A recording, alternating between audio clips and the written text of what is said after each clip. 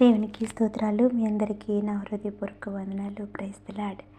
ఈ ఉదయకాల సమయంలో యాకోబు రాసిన పత్రిక 1వ అధ్యాయం 19వ వచనం చదువుకుందాం. ప్రతి మనుష్యుడు వినుటకు వేగిరపడువాడును, మాటలాడుటకు నిదానించువాడును, కోపించుటకు నిదానించువాడునై ఉండవలెను. దేవునికి స్తోత్రం. హల్లెలూయా.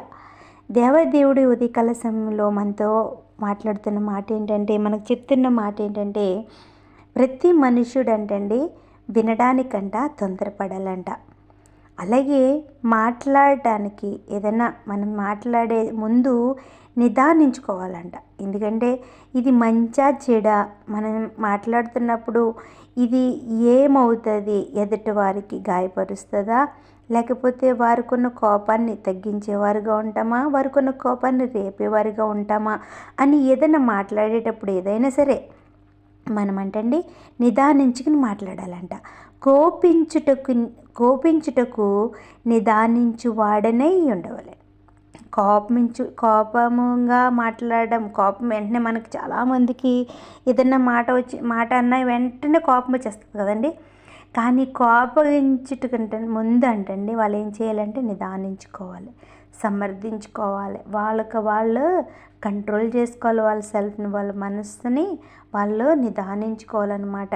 తొందరపడిపోకూడదండి. కోపానికి కూడా మనము తొందరగా మనం కోపగించుకోకుండా నిదానించుకునే వారిగా మనం ఉండాలంట. మరి ఈ ఉదయకాల సమయంలో మన దేవుడు చెప్తున్నారు కదా, మీరు మాట్లాడటానికైతే, మీరు ఏదైనా వినడానికైతే, ఏదైనా వినడం అంటే చెడు మాటలు కాదండి.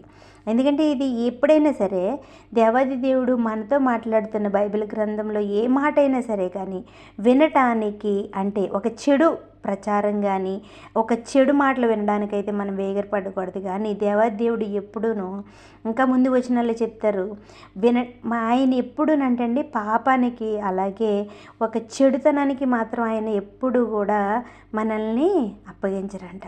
అలాగే వినడానికి అంటే మంచి మాటలు, దేవుడి మాటలు కావచ్చు, ఏదైనా మంచి మాటలు, మనము ఏదైనా మారు మనసు పొందాలన్నా, మన జీవితాలు మనం సరిదిద్దుకునే మాటలు అనేక మంది దైవజనులు, మన కుటుంబ సభ్యులు, మనకి కావలసిన ప్రతి వారు అనేక మంది మనకి చెప్తూ ఉంటారు. ఆ మాటలు మనం వినడానికి వేగిరపడాలి. ఎందుకంటే ఇప్పుడు చాలామంది పెద్దవారు మంచి మాటలు చెప్తూ ఉంటారు, కానీ చిన్నపిల్లలు ఏం చేస్తారంటే పక్కన పెడతారు, పెడచెవిని పెడతారు. అవును కదా, వినటానికి నిర్లక్ష్యం చేస్తూ ఉంటారు. కానీ ఇప్పుడు రోజుల్లో అయితే ఏదన్నా మంచి చెప్పేవారిని కూడా చంపేస్తున్నారు.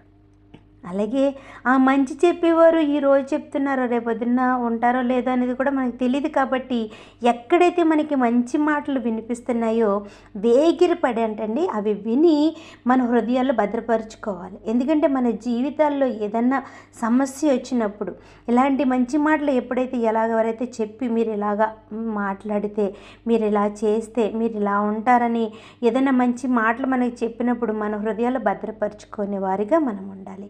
అలాగే ఇంకా పై వచనాల్లో చూడండి, ఎందుకు మనము వినాలి, ఎందుకు మనం కోపగించుకోకూడదు, మనం ఎందుకు మాట్లాడేటప్పుడు కూడా నిదానించుకుని మాట్లాడాలి. ఎందుకు అంటే కనుక దేవాది దేవుడు మనల్ని ఈ సృష్టిలో చూడండి 18వ వచనంలో, ఆయన తను సృష్టించిన వాటిలో మనము ప్రథమ ఫలముగా ఉండినట్లు సత్యవాక్యము వలన మనలను తన సంకల్పము ప్రకారము కనెను. దేవునికి స్తోత్రం.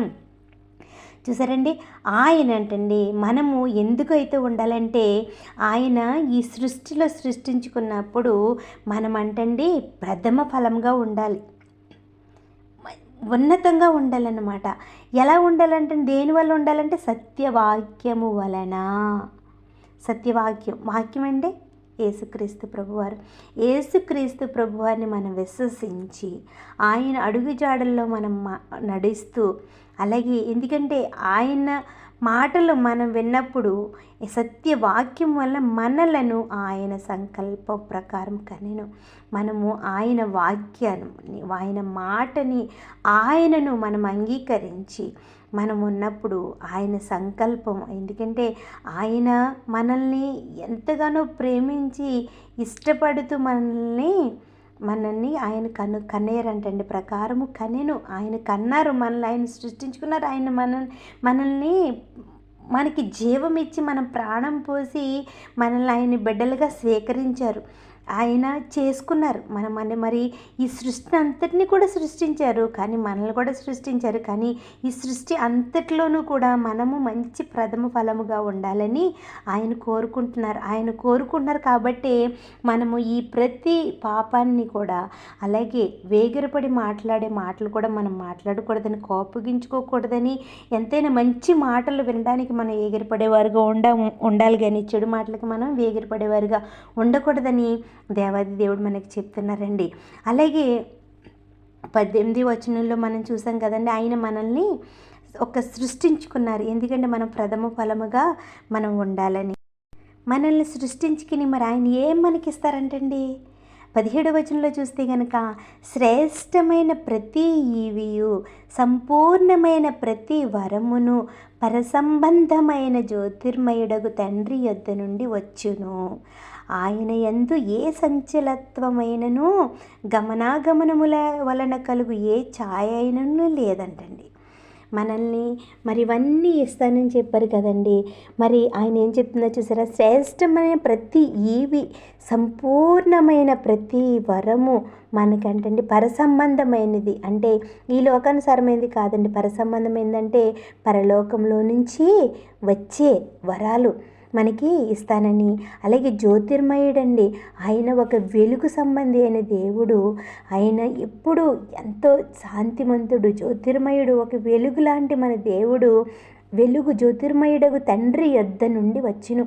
ఆయన పరలోకము సంబంధమైన వాటిని అన్నిటినీ అంటండి మనకి అనుగ్రహిస్తారు. జ్యోతిర్మయుడగు తండ్రి దగ్గర నుంచి అంటండి మనకి ఇస్తారంటండి. ఆయన యందు ఏ సంచలత్వమైనను లేదు. సంచలత్వం అంటే ఒక ఉదాహరణ చెప్తాను. ఒక నీడ చూడండి. సంచలత్వం అంటే చాలామంది అంటారు, అరే నీకు సంచలత్వం లేదురా, మీకు నిలకడ లేదు, మీరు అంతా సంచలత్వం కలిగిన వాళ్ళు అనేసి అంటారు. ఎందుకంటే వాళ్ళ ఒక దిక్కున నిలబడరు అనమాట అండి. సంచలత్వం అంటే అలా కదులుతూ ఉంటారు.